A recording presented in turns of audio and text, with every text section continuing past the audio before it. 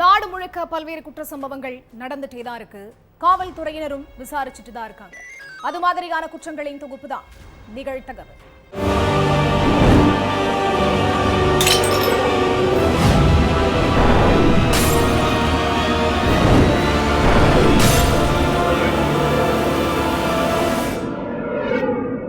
நிகழ்தகவு.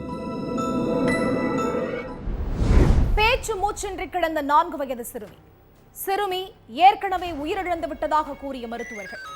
குழந்தையை பறிகொடுத்த வேதனையில் கதறி துடித்த தாய். அடுத்த சில நிமிடங்களிலேயே வெட்ட வெளிச்சமான தாயின் கபட நாடகம். குழந்தையை பாலூட்டி சீராட்டி வளர்க்க வேண்டிய தாயே கழுத்தை நெரித்து கொன்றது ஏன்? உண்மை வெளிச்சத்திற்கு வந்தது எப்படி?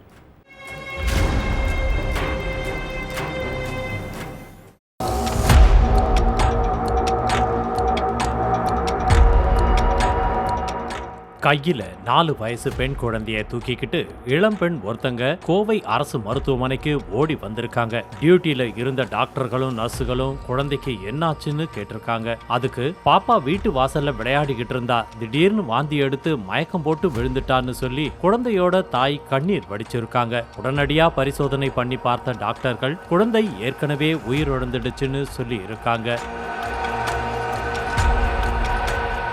குழந்தை உயிரிழந்துடுச்சுன்னு டாக்டர் சொன்னதுமே குழந்தையோட தாய் ஹாஸ்பிட்டல்ல வச்சே கதறி அழுதுருக்காங்க. பிள்ளைய பறிகொடுத்த வேதனையில தாய் புழுவா துடிச்சதை பார்த்து அங்க இருந்த எல்லாருடைய மனசும் சுக்கு நூறா நொறுங்கிடுச்சு. ஆனா கொஞ்ச நேரத்துக்கு பிறகுதான் அந்த இளம்பெண் அழுது புரண்டு ஆர்ப்பாட்டம் பண்ணது எல்லாமே பக்கா நடிப்புன்னு தெரிய வந்துச்சு.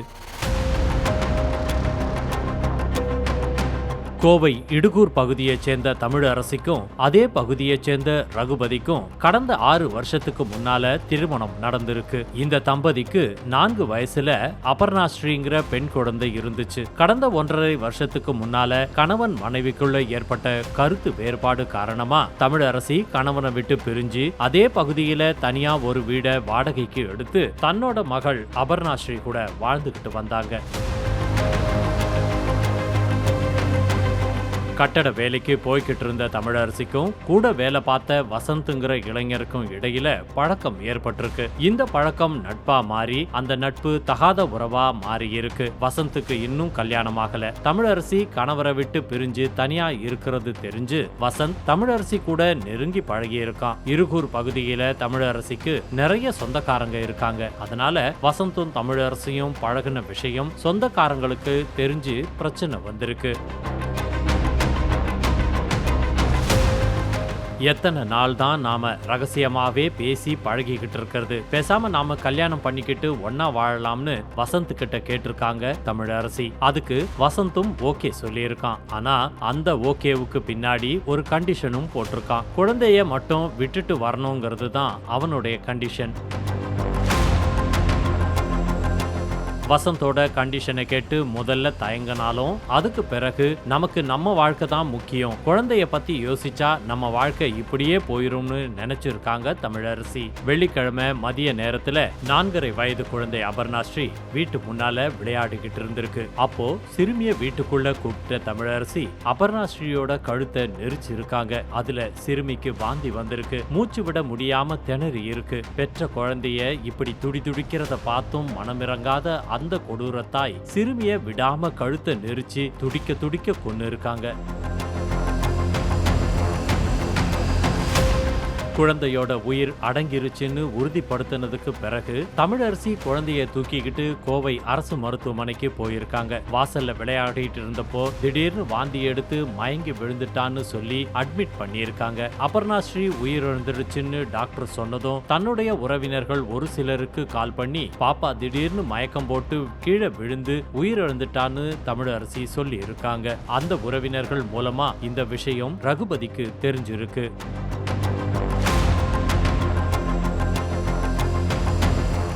மகள் இறந்த விஷயம் தெரிஞ்சு ஹாஸ்பிட்டலுக்கு பதறி அடிச்சுக்கிட்டு ஓடி வந்த ரகுபதி கண்டிப்பா என் மக தானா இறக்கல, வேற ஒருத்தர் கூட சேர்ந்து வாழறதுக்காக தமிழரசி தான் கொன்னு இருப்பான்னு போலீஸ்ல கம்ப்ளைண்டும் கொடுத்திருக்காரு. அதன் அடிப்படையில போலீஸ் தமிழரசியை கூப்பிட்டு விசாரிச்சப்பதான் மொத்த உண்மையும் வெளிச்சத்துக்கு வந்திருக்கு. விசாரணைக்கு அப்புறம் தமிழரசிய அரெஸ்ட் பண்ண போலீஸ் சிறுமிய கொன்னதுல வசந்துக்கு ஏதாவது தொடர்பு இருக்கான்னு தொடர்ந்து விசாரிச்சுக்கிட்டு இருக்காங்க. கள்ள காதலுக்காக பெத்த குழந்தைகளை கொன்ன குன்றத்தூர் அபிராமி வழக்குல தீர்ப்பு வந்து 2வது நாளே அதே மாதிரி கோவையிலையும் ஒரு கொடூர சம்பவம் நடந்திருக்கிறது பெரும் அதிர்ச்சியை ஏற்படுத்தி இருக்கு. வீட்டிற்கு செல்வதற்காக பஸ் ஸ்டாண்டில் நின்று கொண்டிருந்த 17 வயது சிறுமி திடீரென சிறுமியின் முன்பு வந்து நின்ற கருப்பு நிற கார் அட்ரஸ் கேட்பது போல் நடித்து சிறுமியை கடத்தி கூட்டு பாலியல் வன்கொடுமை செய்த கொடூரம். மயக்கமடைந்த சிறுமியை பஸ் ஸ்டாண்டிலேயே போட்டுவிட்டு சென்ற அரக்கன்கள். குற்றவாளிகள் சிக்கினார்களா?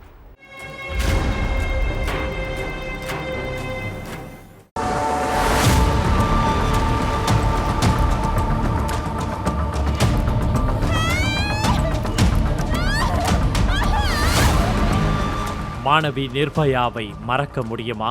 எத்தனை வருஷங்கள் கடந்தாலும் நிர்பயா அனுபவித்த கொடூரங்கள் இப்போ நினைச்சு பார்த்தாலும் ஈர கொலையே நடுநடுங்க வைக்கும். 2012 டிசம்பர் 16ஆம் தேதி டெல்லியைச் சேர்ந்த மெடிக்கல் காலேஜ் மாணவி நிர்பயாவும் அவங்களுடைய ஃப்ரெண்டு பாண்டேவும் சினிமா பார்த்துட்டு பஸ் மூலமா வீடு திரும்பிக்கிட்டு இருந்தாங்க. அப்போ பஸ்ல நிர்பயா, பாண்டே, 4 இளைஞர்கள்னு மொத்தம் 6 பேர் மட்டும்தான் டிராவல் பண்ணிக்கிட்டு இருந்தாங்க. பஸ் வழக்கமான ரூட்ல போகாம வேற திசையை நோக்கி போறத பார்த்து நிர்பயா ஒண்ணுமே புரியாம குழப்பத்துல இருந்தாங்க. அந்த நேரத்துல பஸ்ல பயணிச்சுக்கிட்டு இருந்த 4 இளைஞர்கள் பாண்டேவை இரும்பு கம்பியால சரமாரியா அடிச்சு ஓடுற பஸ்ல இருந்து கீழே தள்ளி விட்டுட்டு பஸ்ல இருந்த மாணவி நிர்பயாவை இரும்பு கம்பியால அடிச்சது மட்டுமில்லாம அவங்கள பஸ்ஸுக்குள்ளேயே வச்சு மாறி மாறி பாலியல் வன்கொடுமை பண்ணியிருக்காங்க.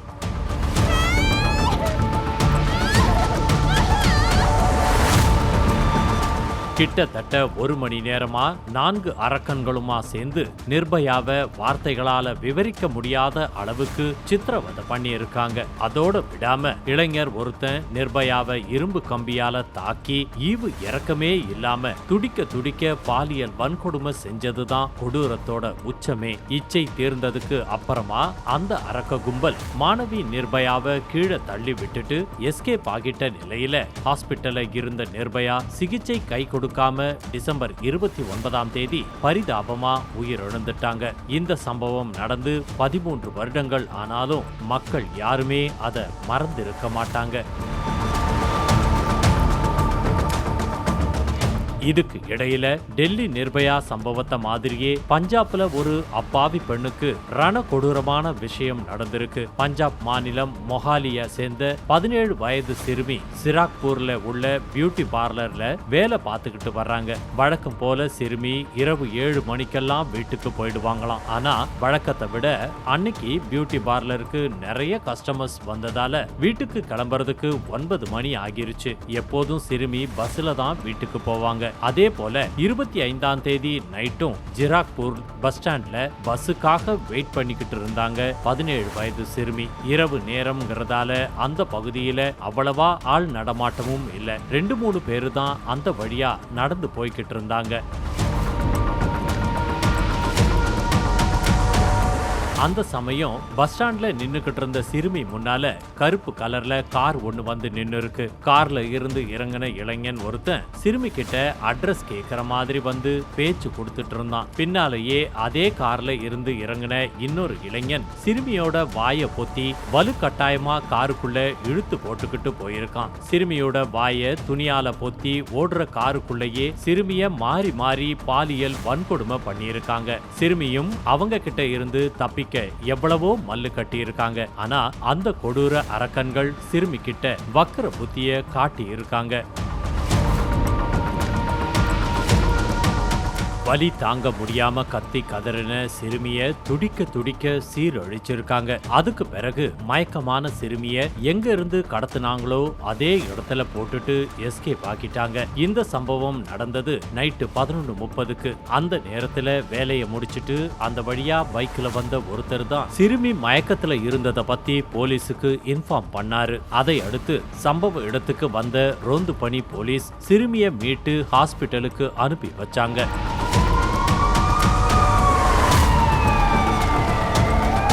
சிறுமிய பரிசோதனை பண்ண மருத்துவர்கள் தான் சிறுமிய யாரோ பாலியல் வன்கொடுமை பண்ணி இருக்காங்க அப்படிங்கிற விஷயத்த சொல்லி இருக்காங்க. அதை அடுத்து மயக்கத்துல இருந்து கண் வெடித்த சிறுமி கிட்ட விசாரிச்சாங்க போலீஸ். அதுல தான் சிறுமி அனுபவிச்ச கொடூரத்தை பத்தி போலீஸ்காரங்களுக்கு தெரிய வந்துச்சு. சிறுமி கொடுத்த வாக்குமூலத்தையும் இளைஞர்களோட அங்க அடையாளங்கள், அதுக்கப்புறம் அந்த ஏரியாவில் உள்ள சிசிடிவி கேமராக்கள் இதெல்லாம் வச்சு சிறுமிய சீரழிச்ச 2 பேரையும் வலவீசி தேடிக்கிட்டு இருக்காங்க.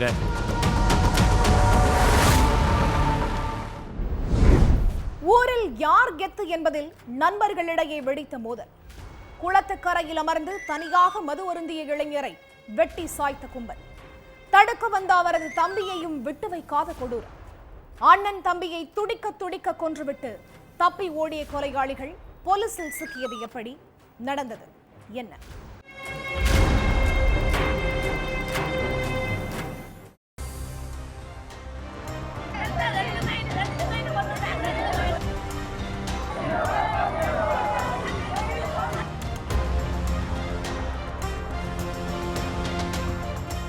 நள்ளிரவு 11 மணி இருக்கும். கிராமமே கும் இருட்டுல இருந்திருக்கு. அந்த நேரத்துல ஊருக்கு ஒதுக்குப்புறமா உள்ள குளத்துக்கு பக்கம் சிலர் நடந்து போயிருக்காங்க. அப்போ அதே ஊரை சேர்ந்த கண்ணன், கார்த்திங்கிற 2 பேரும் உடல் பூராவும் வெட்டு காயங்களோட கொடூரமா உயிரிழந்து கிடந்திருக்காங்க. இத பார்த்த ஊர்க்காரங்க போலீஸ் ஸ்டேஷனுக்கு போன் பண்ணி தகவல் சொல்லியிருக்காங்க. உடனடியா ஸ்பாட்டுக்கு வந்த போலீஸ் 2 பேரின் சடலத்தையும் மீட்டு போஸ்ட்மார்ட்டத்துக்கு அனுப்பி வச்சுட்டு ஊர்க்காரங்க கிட்ட விசாரணை பண்ணாங்க. 2 பேரையும் கொன்னது யாரு, உங்களுக்கு யார் மேலையாவது சந்தேகம் இருக்கான்னு ஊர் மக்கள் கிட்ட போலீஸ் கேட்டிருக்காங்க.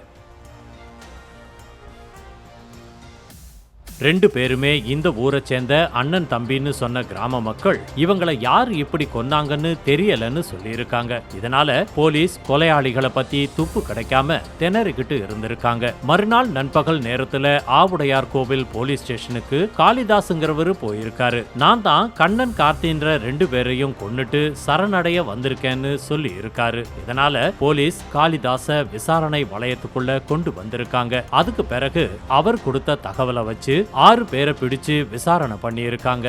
அதுல தான் கண்ணன், கார்த்தி ஏன் கொலை செய்யப்பட்டாங்கன்னு தெரிய வந்துச்சு.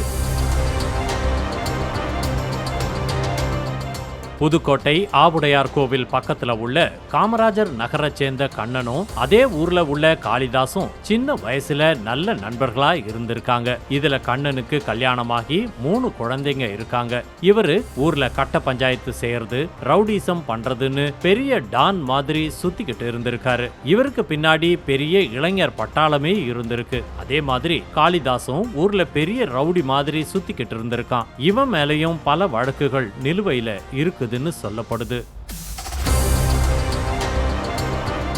தங்களுக்கு ஏதாவது பிரச்சனைனா ஊர் மக்கள் எல்லாரும் கண்ணன் கேங் கிட்ட தான் முறையிட்டு இருக்காங்க. இதனால கண்ணன் கிட்ட அதிக அளவு பணம் புழங்கி இருக்கு. அது மட்டும் இல்லாம கண்ணனோட செல்வாக்கு கிராமத்துல அதிகமாகி இருக்கு. இத பார்த்து கடுப்பான காளிதாஸ் கண்ணன் கிட்ட சண்டை போட்டிருக்காரு. நீ வளர்ந்து வர்றதால எல்லா பஞ்சாயத்தும் உன்கிட்ட வருது, என்கிட்ட ஒருத்தனும் வரமாட்டேங்கிறான். அதனால நீ இனிமேல் கட்ட பஞ்சாயத்து பண்ணக்கூடாதுன்னு மிரட்டி இருக்காரு. இதனால கடுப்பான கண்ணன் காளிதாச தகாத வார்த்தைகள் திட்டுனதால 2 பேருக்கும் இடையில பெரிய பிரச்சனை ஏற்பட்டிருக்கு. அப்போ அங்க இருந்தவங்க 2 பேரையும் விலக்கி விட்டுருக்காங்க. கண்ணன் பெரிய லெவல்ல வளர்ந்துட்டா நம்மள ஒருத்தனும் மதிக்க மாட்டான்னு நினைச்ச காளிதாஸ் அவனை கொலை பண்ண திட்டம் தீட்டி இருக்கான்.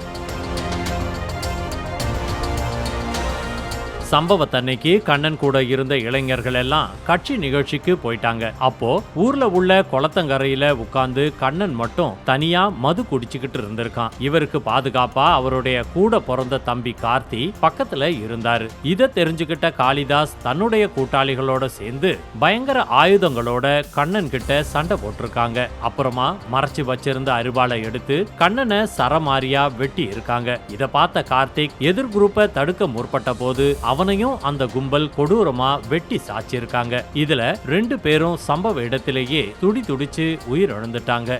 இந்த விஷயத்தை தெரிஞ்ச உறவினர்கள் கொலையாளிகள் மேல கடும் நடவடிக்கை எடுக்கணும்னு சாலை மறியல் போராட்டத்துல ஈடுபட்டாங்க. சரணடைஞ்ச காளிதாஸ், அதுக்கப்புறம் கைது செய்யப்பட்ட யஷ்வந்த், முனீஸ்வரன் உட்பட மொத்தம் 7 பேர் கிட்டையும் போலீஸ் தொடர்ந்து விசாரிச்சுட்டு இருக்காங்க. கல்லூரி முடிந்து வீட்டிற்கு சென்று கொண்டிருந்த மாணவியை வழிமறித்த இளைஞர் கண்ணிமைக்கும் நேரத்தில் மறைத்து வைத்திருந்த கத்தியை எடுத்து மாணவியின் கழுத்தை சரமாரியாக குத்திய கொடூரம். நடுரோட்டில் ரத்த வெள்ளத்தில் கிடந்த மாணவியை பார்த்து கதி கலங்கி நின்ற மக்கள். மாணவியை கத்தியால் குத்தி கிழித்த இளைஞர் யார்? கொலை செய்யும் நோக்கில் மாணவியிடம் காட்டு மிராண்டித்தனமாக நடந்து கொண்டதற்கு என்ன காரணம்?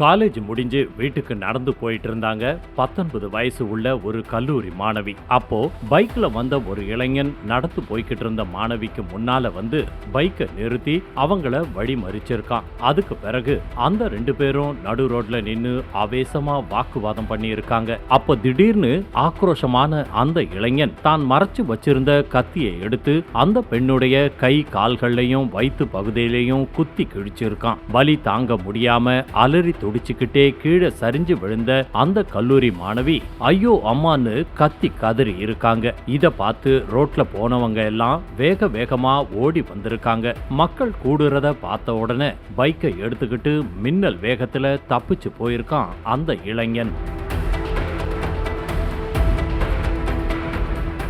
வலியில துடிச்சுக்கிட்டு இருந்த பெண்ணை மீட்டு பக்கத்துல உள்ள ஹாஸ்பிட்டலுக்கு அனுப்பி வச்சிருக்காங்க அங்க இருந்த மக்கள். தகவல் தெரிஞ்சு ஹாஸ்பிட்டலுக்கு போன போலீஸ் பாதிக்கப்பட்ட அந்த பொண்ணு யாரு, கத்தியால குத்துன அந்த பையன் யாருன்னு விசாரிக்க ஆரம்பிச்சாங்க. ராணிப்பேட்டை கலவை பக்கத்துல உள்ள மேல் நேத்தப்பாக்கம் கிராமத்தை சேர்ந்தவங்க தான் அந்த 19 வயசு இளம்பெண். ஆற்காடுல உள்ள மகாலட்சுமி காலேஜ்ல 3rd இயர் படிச்சுக்கிட்டு இருக்காங்க. அதே கிராமத்தை சேர்ந்த 21 வயதான கவியரசன் அந்த மாணவிய ஒன் சைடா லவ் பண்ணிக்கிட்டு இருந்திருக்கான். மாணவி காலேஜுக்கு போகும்போது வரும்போதெல்லாம் தூரத்துல நின்னு பார்க்க ஆரம்பிச்ச கவியரசன் ஒரு சில மாதங்களுக்கு முன்னால மாணவி கிட்ட தன்னுடைய காதலை வெளிப்படுத்தி இருக்கான். ஒரே கிராமம்ங்கிறதால மாணவிக்கு கவியரசனை நல்லாவே தெரியும்.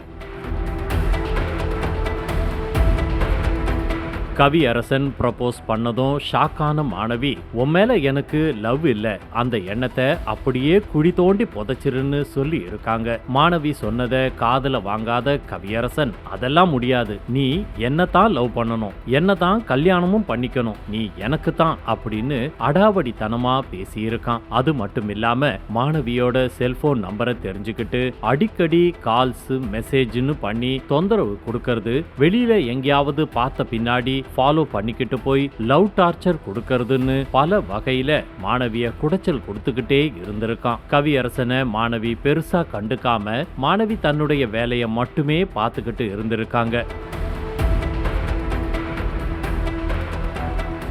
இதுக்கு நடுவுல மாணவிக்கு அவங்க வீட்டுல வரன் பார்க்க ஆரம்பிச்சதா சொல்லப்படுது. இந்த விஷயம் கவியரசன் காதுக்கும் போயிருக்கு. நம்ம காதலிக்கிற பொண்ணுக்கு மாப்பிள்ள பாக்குறாங்கன்னு தெரிஞ்ச உடனே மாணவி காலேஜுக்கு போய்கிட்டு இருந்தப்போ வழிமறிச்சு பேசியிருக்கான். நான் உன்னை எவ்வளவு லவ் பண்றேன்னு தெரியுமா, தயவு செஞ்சு என்னை ஏத்துக்க, நான் உன்னை ராணி மாதிரி வச்சு பார்த்துப்பேன் அப்படின்னு டன் கணக்குல காதல் வசனங்களை அள்ளி வீசியிருக்கான். நான் எங்க வீட்டுல சொல்ற பையனை தான் கல்யாணம் பண்ணிப்பேன், லவ் பண்றேன் என் பின்னாலேயே சுத்துறத விட்டுட்டு உன் லைஃப பாருன்னு கராரா சொல்லிட்டு அங்க இருந்து இடத்த காலி பண்ணியிருக்காங்க மாணவி.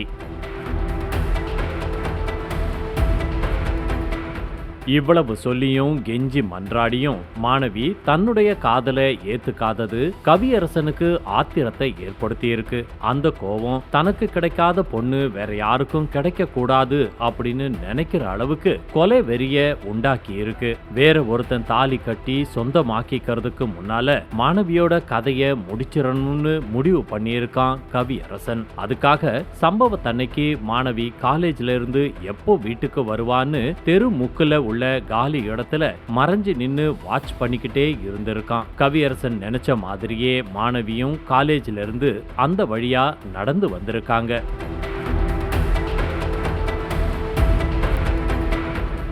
அந்த சமயம் பைக்ல போய் மாணவிய வழிமறிச்ச கவியரசன் மறைச்சு வச்சிருந்த கத்தியை எடுத்து அந்த மாணவியோட கழுத்து கையின்னு சரமாரியா குத்தி கிழிச்சிட்டு எஸ்கேப் ஆகியிருக்கான். ரத்த வெள்ளத்துல துடிச்சுக்கிட்டு இருந்த மாணவி கலவையில உள்ள சிஎம்சி ஹாஸ்பிட்டல்ல தீவிர சிகிச்சை அளிக்கப்பட்டு இருக்கு. மயக்கத்துல இருந்து கண்முழிச்ச மாணவி கொடுத்த வாக்குமூலத்தை வச்சு கவியரசன் மேல கொலை முயற்சி வழக்கு பதிவு பண்ணி போலீஸ் தலைமறைவா இருந்த கவியரசனை வலை வீசி தேடினாங்க. அப்போ கொலை முயற்சி பண்ணிட்டு ஒண்ணுமே தெரியாத மாதிரி வீட்லயே பதுங்கி இருந்த கவியரசனை அரெஸ்ட் பண்ணி விசாரிச்சுக்கிட்டு இருக்காங்க.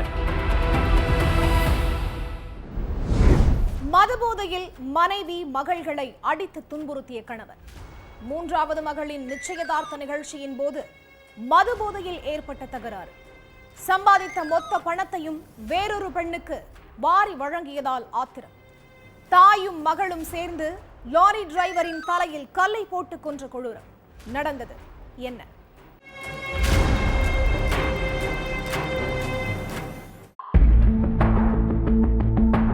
அதிகாலையில பொதுமக்கள் எல்லாரும் தங்களுடைய விவசாய நிலத்துக்கு வேலைக்கு போய்கிட்டு இருந்தாங்க. அப்போ அங்கிருந்த ஒரு வீட்டு வாசல்ல மகேந்திரங்கிறவரு தலை செதஞ்சு போய் உயிரிழந்து கிடந்தாரு. அவருடைய வீட்டுக்குள்ள இருந்து மனைவி சரஸ்வதியோட அலறல் சத்தம் கேட்டிருக்கு. இதனால பதறிப்போன கிராம மக்கள் வெளிப்பக்கமா கிடந்த பூட்டை உடைச்சுக்கிட்டு சரஸ்வதி கிட்ட என்னாச்சு ஏதாச்சுன்னு கேட்டிருக்காங்க. அதுக்கு சரஸ்வதி, அடையாளம் தெரியாத ஒருத்தர் என் கணவருடைய தலையில கல்ல போட்டுட்டு கொன்னுட்டாரு, எங்களையும் வீட்டுக்குள்ள வச்சு பூட்டிட்டு தப்பிச்சு போயிட்டாருன்னு சொல்லி அழுது இருக்காங்க. இத கேட்ட கிராம மக்கள் போலீஸ் ஸ்டேஷனுக்கு போன் பண்ணி தகவல் சொன்னாங்க. உடனடியா ஸ்பாட்டுக்கு வந்த போலீஸ் சடலத்தை மீட்டு பிரேத பரிசோதனைக்கு அனுப்பி வச்சாங்க. அப்புறம் அங்க இருந்த சரஸ்வதி கிட்ட, உங்க கணவனை கொன்னது யாரு, அவருக்கு யார் கூடவாது முன்விரோதம் இருக்கான்னு கேட்டிருக்காங்க. அதுக்கு சரஸ்வதி, என் கணவனுக்கு எதிரிகள்னு யாருமே இல்லைன்னு சொல்லி இருக்காங்க. மகேந்திரன் உயிரிழந்த நேரத்துல அவருடைய மகள்கள் எல்லோரும் வீட்ல இருந்திருக்காங்க. ஆனா ரெண்டாவது மகளும் சமீப காலமா அவர் கூட வாழ்ந்துகிட்டு இருக்கிற ராவணனும் மட்டும் ஸ்பாட்ல இல்ல. இதனால சந்தேகம் அடைஞ்ச போலீஸ் ரெண்டாவது மகள் பத்தியும் ராவணன் பத்தியும் சரஸ்வதி கிட்ட கேட்டிருக்காங்க. அதுக்கு சரஸ்வதி, வேலை விஷயமா 2 பேருமே வெளியில போயிருக்காங்கன்னு சொன்னாங்க. சரஸ்வதியோட பேச்ச நம்பாத போலீஸ் 2 பேருடைய செல்போன் நம்பரையும் ட்ரேஸ் பண்ணாங்க. அதுல ராவணனோட செல்போன் சிக்னல் ஈரோட்லயும் ரெண்டாவது மகளோட செல்போன் சிக்னல் சின்ன சேலத்திலையும் காட்டியிருக்கு. 2 பேருடைய செல்போன் சிக்னலும் வேற வேற இடத்துல காட்டுனதால போலீஸோட சந்தேகம் இன்னும் அதிகமாகிருச்சு. அதுக்கு பிறகு போலீஸ் ராவணனை தேடி ஈரோடு போயிருக்காங்க. அப்போ அங்குள்ள பஸ் ஸ்டாண்ட்ல சுத்திக்கிட்டு இருந்த ராவணனை பிடிச்சு விசாரிச்சிருக்காங்க. அதுல தான் குடும்பமா சேர்ந்து மகேந்திரனை கொலை செஞ்சுட்டு எதுவுமே தெரியாத மாதிரி நாடகம் ஆடுனது தெரிய வந்துச்சு. கள்ளக்குறிச்சி லட்சியம் கிராமத்தை சேர்ந்த மகேந்திரனுக்கு கல்யாணமாகி சரஸ்வதிங்கிற மனைவியும் 4 மகள்களும் இருக்காங்க. மகேந்திரன் கேரளாவுல தங்கி ஓட்டுநர் வேலை பார்த்துக்கிட்டு இருந்தாரு. அப்போ அங்கேயே இன்னொரு பெண்ணோட அவருக்கு பழக்கம் ஏற்பட்டிருக்கு. இதனால மகேந்திரன் 6 மாசத்துக்கு ஒரு முறை தான் சொந்த ஊருக்கு போயிருந்தாரு. அது மட்டும் இல்லாம சம்பாதிக்கிற பணத்தையும் தகாத உறவுல இருந்த பெண் கிட்டையே கொடுத்திருந்தாரு. இதனால சரஸ்வதியும் அவங்க பொண்ணுங்களும் மகேந்திரன் மேல ஆத்திரத்துல இருந்தாங்க. மகேந்திரனோட மூத்த பொண்ணு தேவிகாவுக்கும் 2வது பொண்ணுக்கும் ஏற்கனவே கல்யாணம் ஆகி இருக்கு. இதுல 2வது மகள் கருத்து வேறுபாட்டால கணவரை பிரிஞ்சு வாழ்ந்துட்டு இருக்காங்க. அதுக்கு பிறகு அவங்களுக்கும் அதே ஊர்ல உள்ள ராவணனுங்கிற இளைஞருக்கும் பழக்கம் ஏற்பட்டிருக்கு. இதனால 2 பேரும் கல்யாணம் பண்ணிக்காம தனியா வாழ்ந்துகிட்டு இருக்காங்க. இதுக்கு சரஸ்வதி பெருசா எதிர்ப்பு காட்டல. ஆனா மகேந்திரன் மட்டும் 2 பேரையும் பாக்குற இடத்துல வச்சு கெட்ட வார்த்தையில பேசுறது, ஊர்க்காரங்க முன்னால அசிங்கப்படுத்திட்டு இருந்தாரு. கொஞ்ச நாளைக்கு அப்புறம் சரஸ்வதி தன்னுடைய 3வது மகளுக்கு மாப்பிள்ளை பார்த்துக்கிட்டு இருந்தாங்க. இந்த விஷயத்தை தெரிஞ்ச மகேந்திரன் தன்னோடு வேலை பார்க்கிற நாகமுத்துங்கிற இளைஞரையே பேசி முடிச்சிருக்காரு.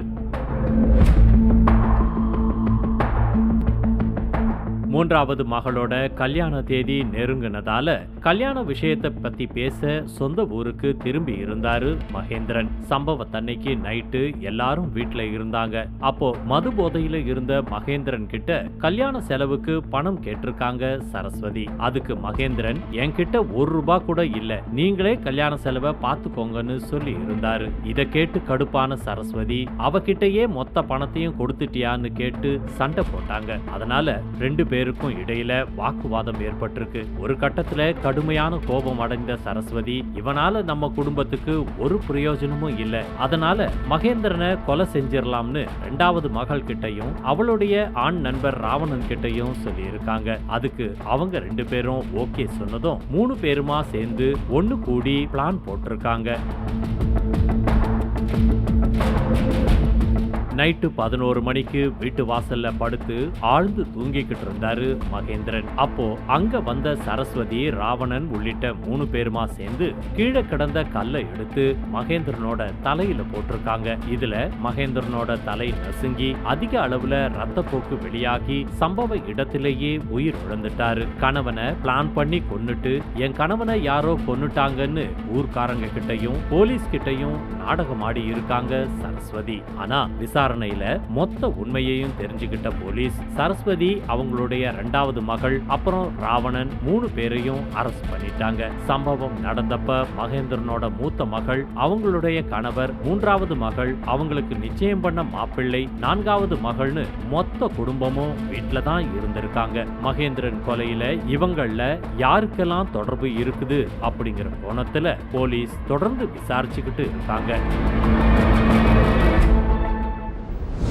பக்கத்து வீட்டில் தனியாக இருந்த உறவுக்கார இளம்பெண் மிரட்டியே பலமுறை பாலியல் வன்கொடுமை செய்த அரக்கன் தான் செய்த வில்லத்தனத்தை நண்பர்களிடம் பெருமையாக சொல்லி தம்பட்டம் அடித்த இளைஞர், நண்பர்களும் இளம்பெண்ணை நாசமாக்கிய கொடூரம், நடுநடுங்க வைத்த பகீர் சம்பவத்தின் பின்னணி என்ன?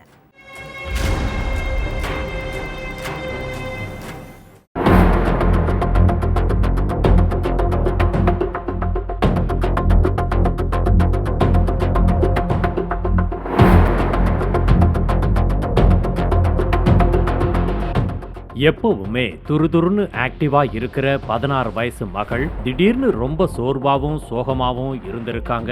என்னாச்சு, ஏதாச்சும் பிரச்சனையான்னு சிறுமியோட அம்மா கேட்டிருக்காங்க. ஆனா அதுக்கு அந்த சிறுமி வாயவே திறக்கல. இப்ப சரியாகிரும் அப்ப சரியாயிரும்னு நினைச்சுக்கிட்டே காத்திருந்த பெற்றோருக்கு ஏமாற்றமே மிஞ்சி இருக்கு. கிட்டத்தட்ட 10 நாளைக்கு மேலாகியும் சிறுமி ஏதோ பித்து பிடிச்ச மாதிரியே இருந்ததால கொஞ்ச நாள் ஒரு சேஞ்சுக்கு வெளியூர் போயிட்டு வரட்டும்னு நினைச்சு சென்னையில உள்ள சித்தி வீட்டுக்கு சிறுமிய அனுப்பி வச்சிருக்காங்க அவங்க பெற்றோர்.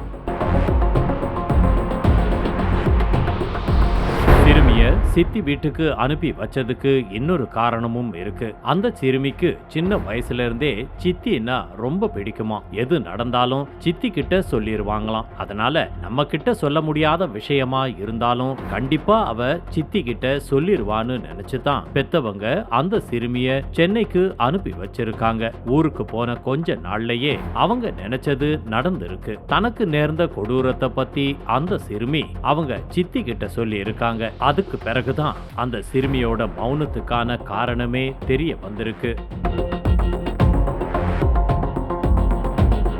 சிதம்பரம் புவனகிரியை சேர்ந்த 16 வயது சிறுமி அங்க உள்ள ஒரு ஸ்கூல்ல +1 படிச்சுக்கிட்டு இருந்திருக்காங்க. அவங்க வீட்டு பக்கத்துல 24 வயதான அஜய்ங்கிற இளைஞன் குடியிருந்து வந்திருக்கான். இவங்க 2 பேருமே சொந்தக்காரங்க தான். அந்த சிறுமிக்கு அஜய் அண்ணன் உறவு முறையாகும். அதனால அஜய் கிட்ட அந்த சிறுமி அண்ணன் அண்ணன்னு சொல்லி பாசமா பழகிட்டு வந்திருக்காங்க. சிறுமியோட பாசத்தை அந்த அரக்கன் தவறா பயன்படுத்திக்கிட்டான்.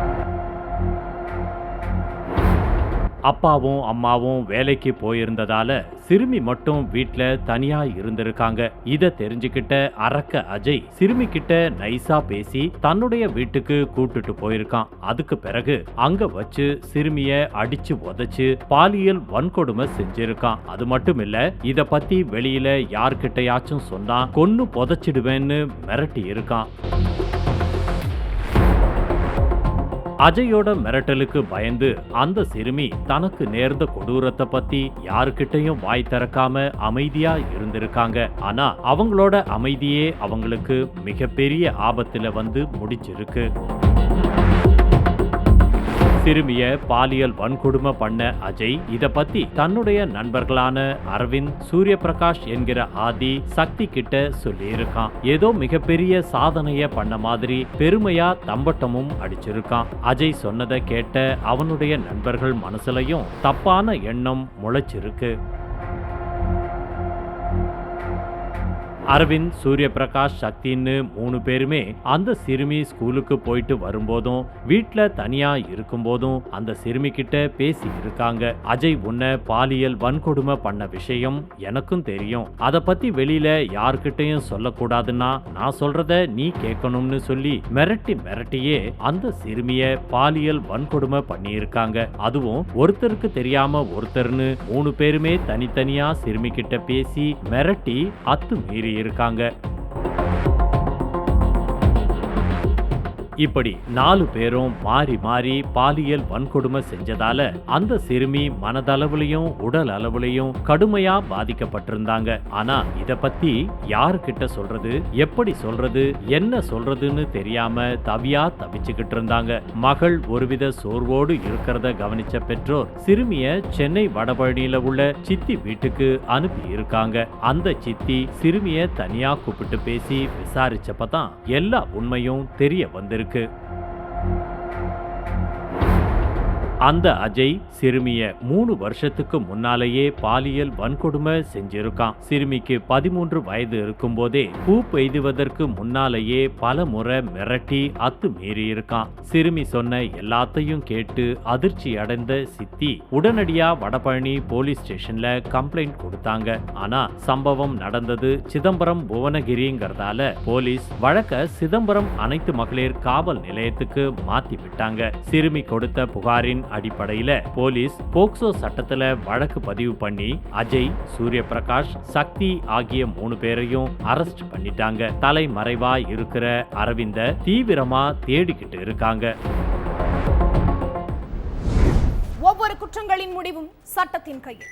விசாரணை தொடரும். பார்க்கலாம் அடுத்த நிகழ்தகவல்.